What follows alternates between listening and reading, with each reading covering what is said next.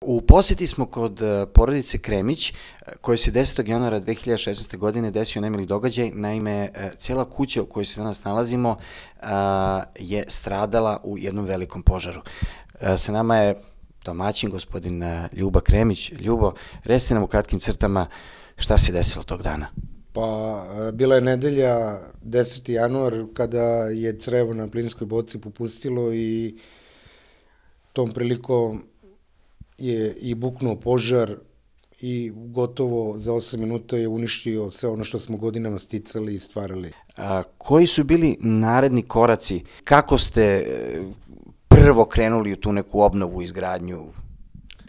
Pa, znate kako, prvo smo se obratili opštini Palilula, koja nam je zaista izašla u susret sa predsjednikom Stojanom Nikolićem i znači oni su nam ljudi rekli, ljudi ne brinite, pomoći ćemo koliko god je u našoj moći i što je na kraju tako i bilo. Oni su uspeli da nam obezbede neke dve firme koje su ušle ovde sa građevinskim radovima, znači oni su 10 dana je bilo po 5-6 čoveka koji su radili ono neprekidno.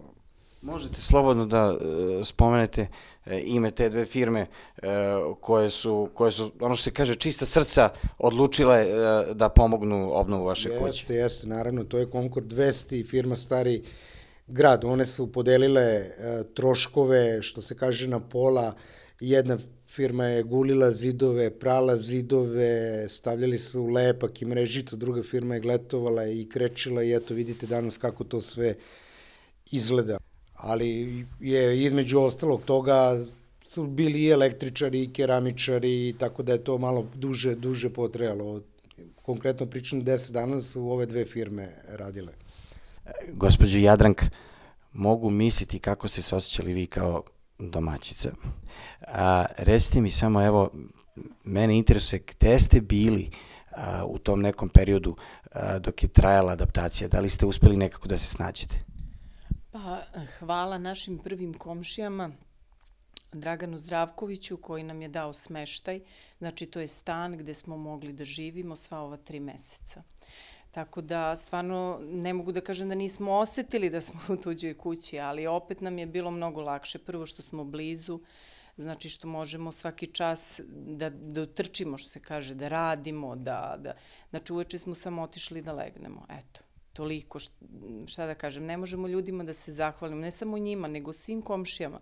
Komšija preko puta, znači, nam je donosio i hranu, znači, jer mi nismo, ostali smo bez ičega, i bez hrane, i bez tanjira, šerpe, lonci, ništa. Znači, komšije su dolazile, donosile vodu, hranu, brašno, šećer, kogod se čega setio, paštete, salame, znači, ja stvarno nisam mogla da verujem, eto, ja kažem, mnogo imamo dobar komšiluk.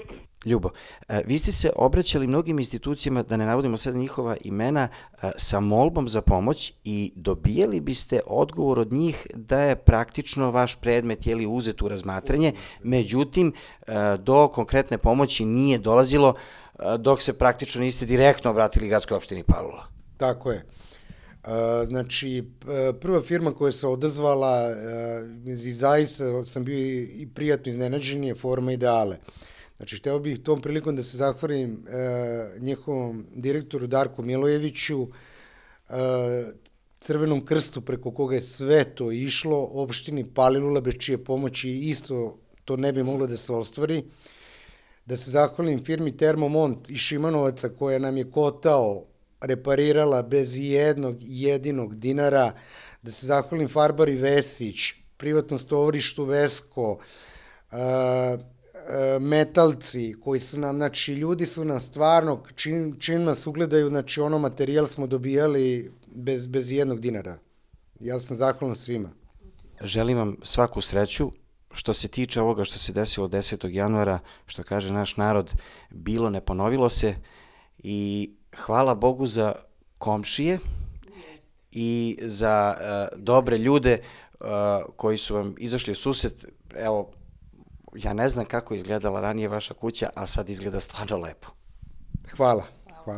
Hvala. Još jednom opštini se zahvaljujemo, jer stvarno bez njihove pomoći ovo teško da bi bilo. urađeno još uvek.